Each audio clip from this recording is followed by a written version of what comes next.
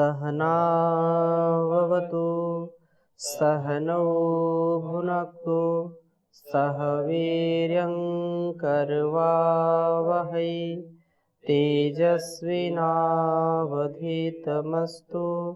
मा विद्विषावहै। ओम शांति शांति शांति। उपनिषद सार की इस कक्षा में आप सभी श्रोताओं का, दर्शकों का हृदय की गहराइयों से बहुत बहुत अभिनंदन है, स्वागत है। प्रश्नोपनिषद का प्रसंग चल रहा है और प्रश्नोपनिषद में द्वितीय प्रश्न का हम स्वाध्याय कर रहे हैं, जिसमें बहुत सुंदर चर्चा चल रही है। भार्गव ऋषि ने प्रश्न किया पिपलाद से कि इस जीवन को, इस शरीर को धारण कौन करता है, इसके जो है धारण करने वाले धारक देवता कौन से हैं, तथा इसमें देवताओं में भी कितने देवता हैं और कौन इनमें श्रेष्ठ है, सर्वश्रेष्ठ है, सर्वोत्तम है। इसके विषय में बहुत सुंदर बात बताई थी कि 14 देवता इसके जो है, ऐसे तो जो 4 ऐसे वायु, अग्नि, जल और पृथ्वी, मूल में तो आकाश है ही, और इनके साथ साथ जो 5 ज्ञानेंद्रियां, 5 कर्मेंद्रियां तथा अंतःकरण चतुष्ट है, ये जो 4 हैं, ये कुल मिलाकर के 14 देवता इसको प्रकाशित करने वाले हैं। लेकिन इनमें भी और स्पष्टता से बताया कि इनमें भी कभी एक कथानक बताया कि मतभेद हो गया तो ये सब कहने लगे कि हम ही सर्वश्रेष्ठ हैं। तो जो प्राण है, जो प्राणों का प्राण परमपिता परमेश्वर है, उसके व्यवस्था के अनुसार जो प्राण है, उसने उनको बताया कि ऐसा नहीं है।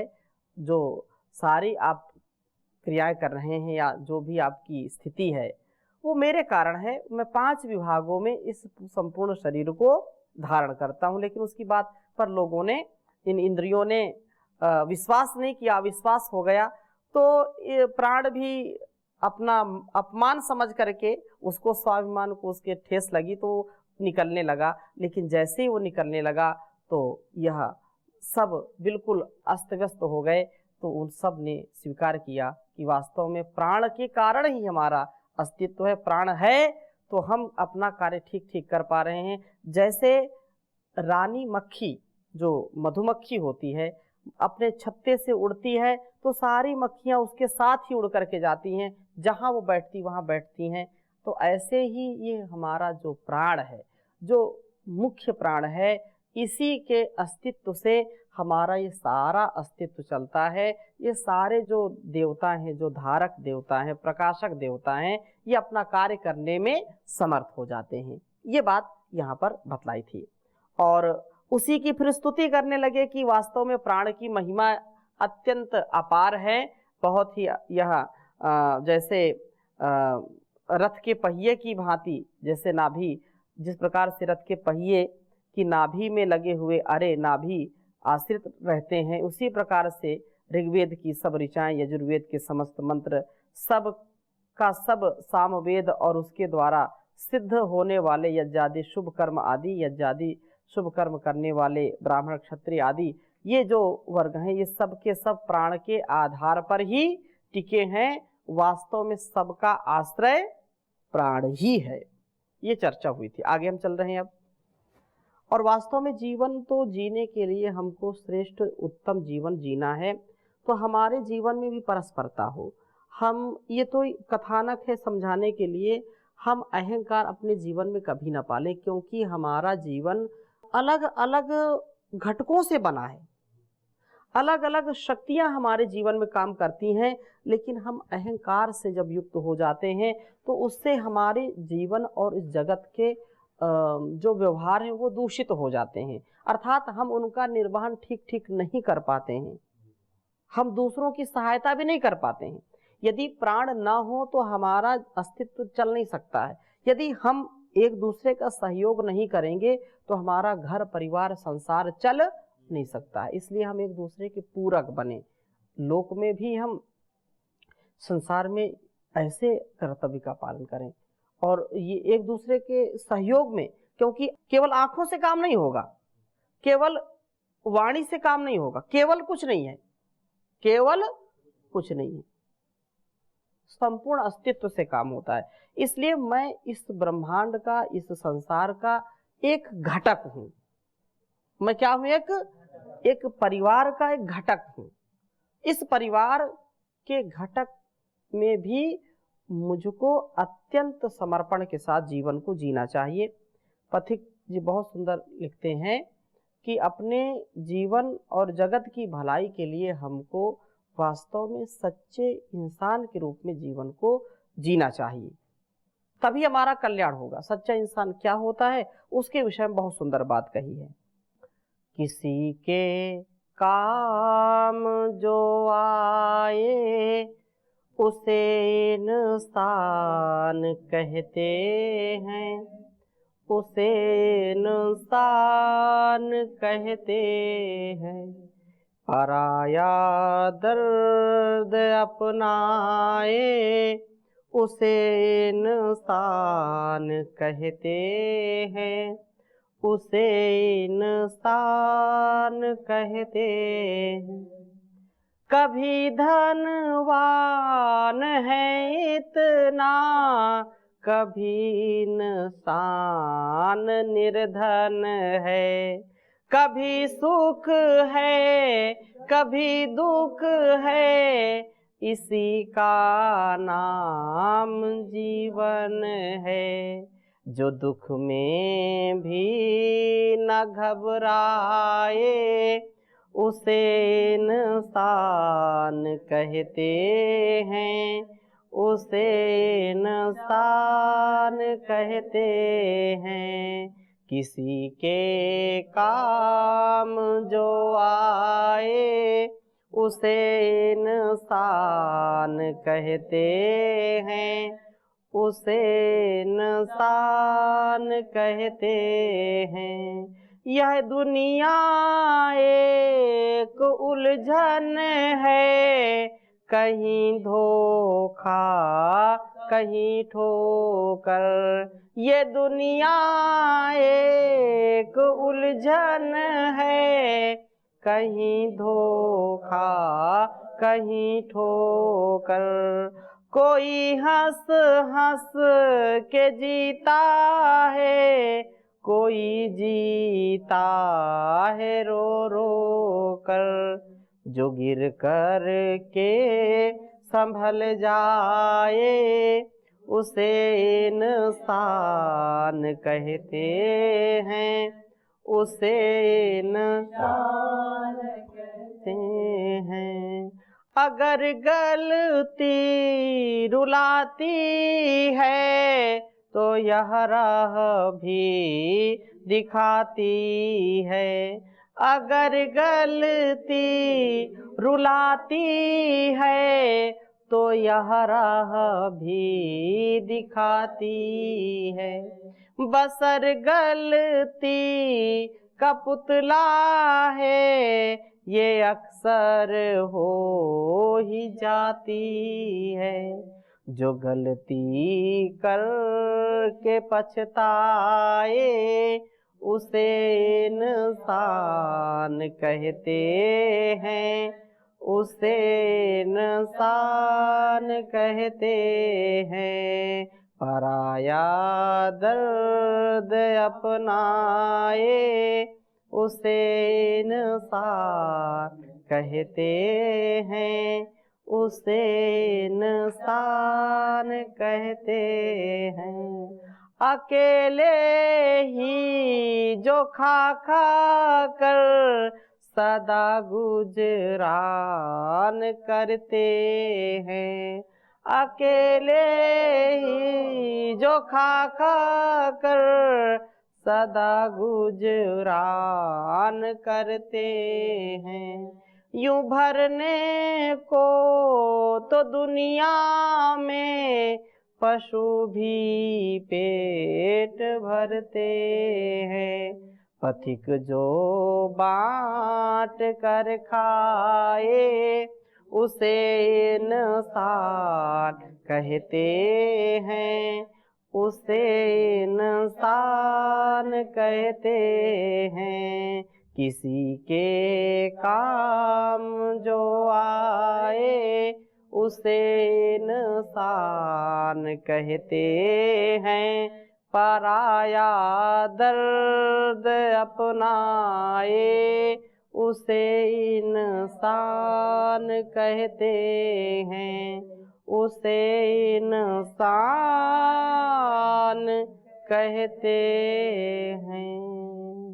तो इंसानियत के लिए भी हमको परस्परता का ध्यान बहुत रखना पड़ता है। जीव जगत का, इस संसार का यही नियम है, और हमारा यही अस्तित्व जो 5 ज्ञानेंद्रियां, 5 कर्मेंद्रियां, अंतःकरण, चतुष्टय और ये प्राणों का जो खेल है, प्राणों की जो महिमा है, ये वास्तव में परस्परता में चलता है। ये सारा संसार परस्परता में है, गिव एंड टेक, देही में ददामी ते, इस प्रकार से चलता है। इसलिए और इसकी महिमा गा रहे हैं, प्राण का महत्व और उसकी स्तुति की जा रही है। प्रजापतिश्चरसि गर्भे त्वमेव प्रतिजायसे, तुभ्यं प्राण प्रजास्तित्वमा बलिं हरन्ति, यह प्राणैः प्रतितिष्ठसि। कहा कि हे प्राण, त्वम एव, तुम ही, प्रजापति, तुम ही क्या हो?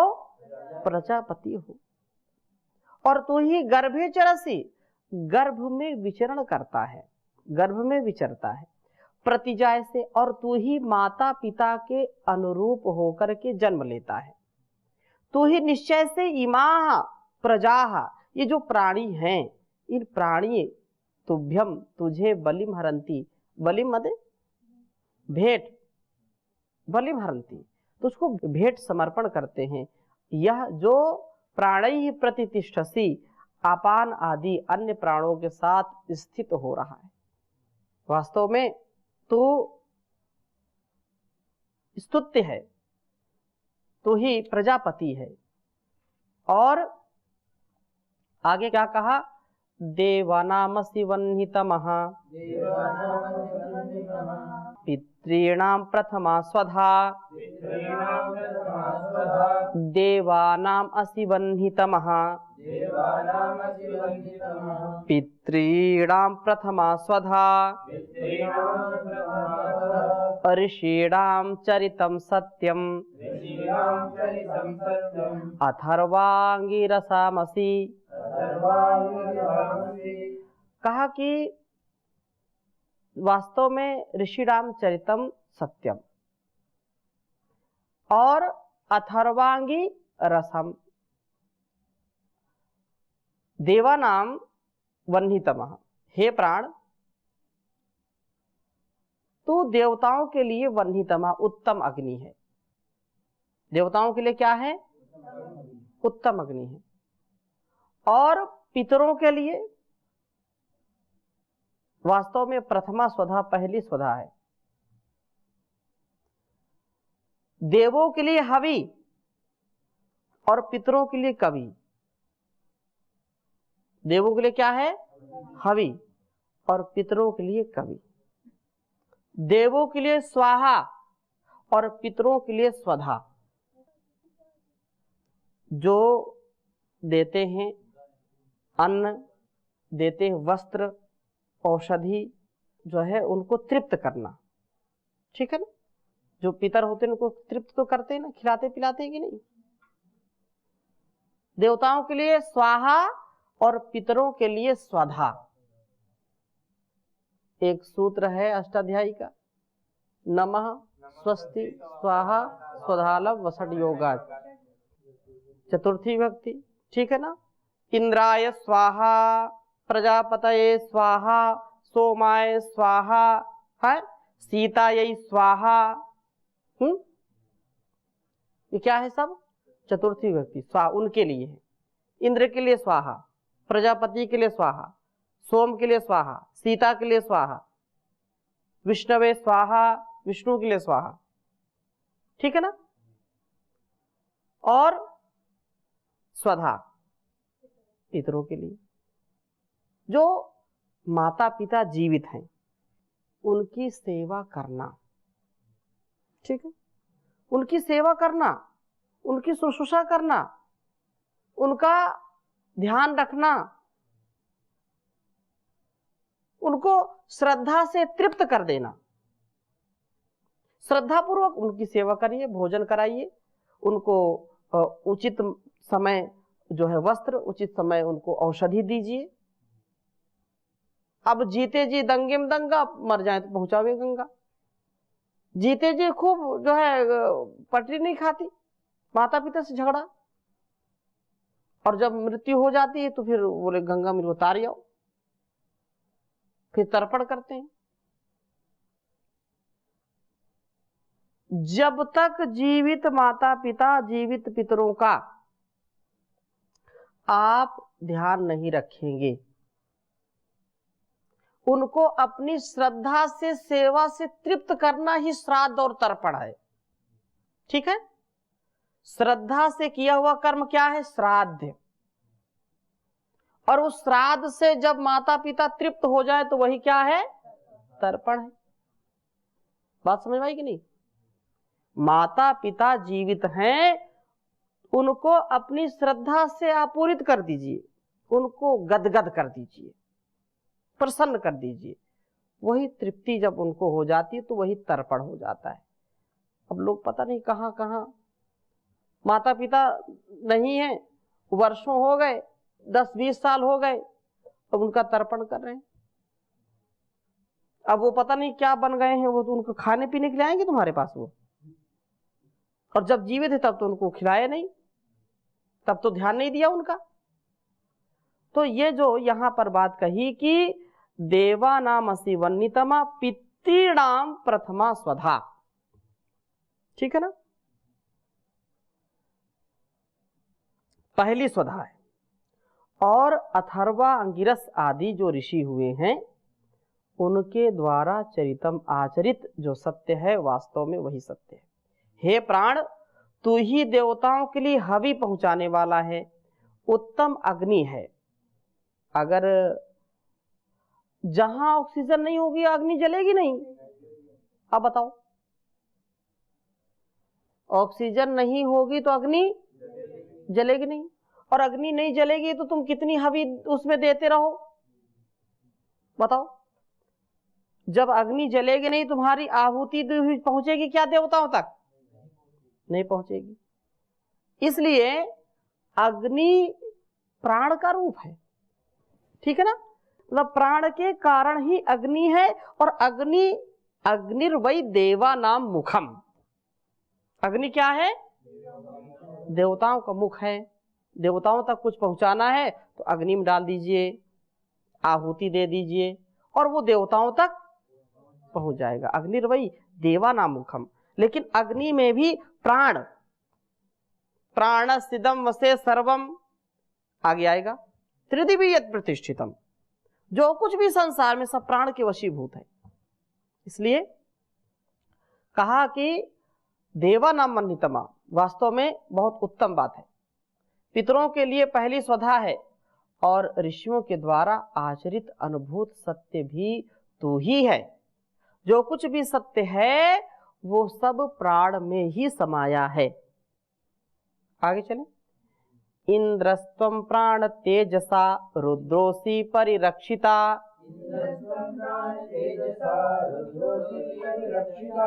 त्वम् अंतरिक्षे चरसि सूर्यस्त्वं ज्योतिषां पतिः।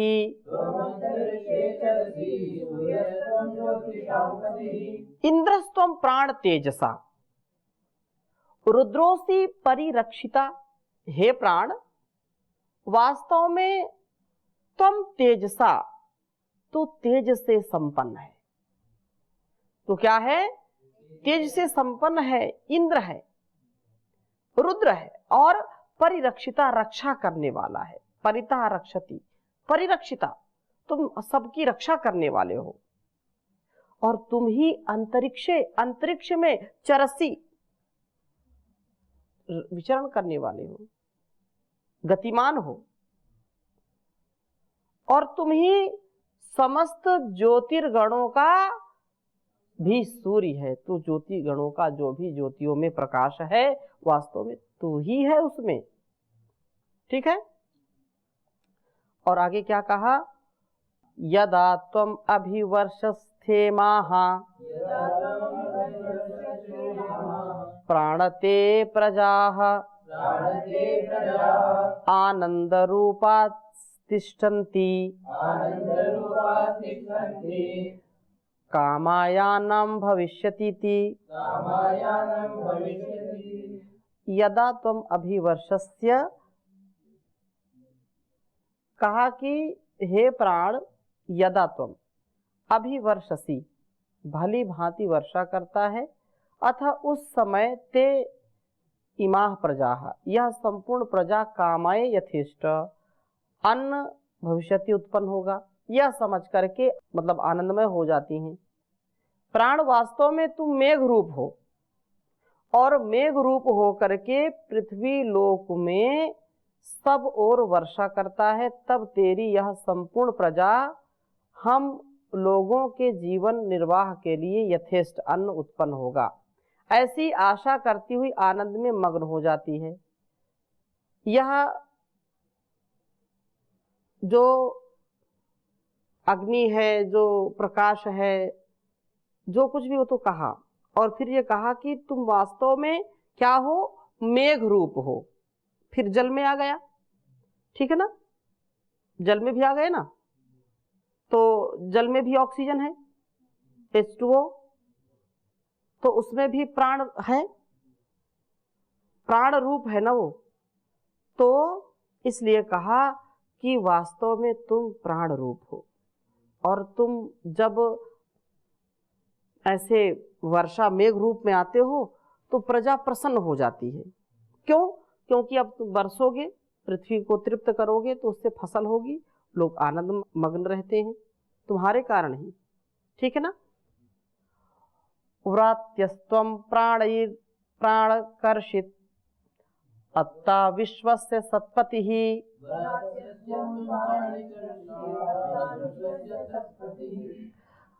व्रात्यस्त्वं प्राणीकर्षितः अत्ता विश्वस्य सत्पतिः वयम अद्यस्य दातारः पिता त्वं मातरिश्वनः।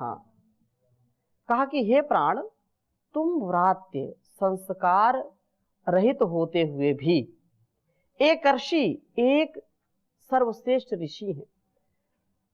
वयम, हम लोग तेरे आद्य से भोजन को दातारा देने वाले हैं, अत्ता भोक्ता खाने वाला है, विश्व से समस्त जगत का सतपति है, तू श्रेष्ठ स्वामी है, मातरिश्व, हे आकाश में विचरने वाले प्राण, तू न हमारा वास्तव में पिता है, तू क्या है, हमारा पिता है। हे प्राण, तू संस्कार रहित होकर भी एकमात्र सर्वश्रेष्ठ ऋषि है। तात्पर्य यह है कि तू स्वभाव से ही शुद्ध है, अतः तुझे संस्कार के द्वारा शुद्धि की आवश्यकता नहीं, प्रत्युत तू ही सबको पवित्र करने वाला एकमात्र सर्वश्रेष्ठ ऋषि है। हम लोग सब इंद्रियां और मन आदि तेरे लिए नाना प्रकार की भोजन सामग्री अर्पण करने वाले हैं, तू उन्हें खाने वाला है, तू ही समस्त विश्व का उत्तम स्वामी है। हे आकाशचारी समष्टि वायु रूप प्राण, तू हमारा पिता है, क्योंकि तुझी से हमने जो है सबकी उत्पत्ति तुझी से होती है। ठीक है, तो अभी यहीं पर विराम देते हैं, 2 रह गए हैं, इनको फिर आगे कल चर्चा करेंगे। ओम शांति शांति शांति।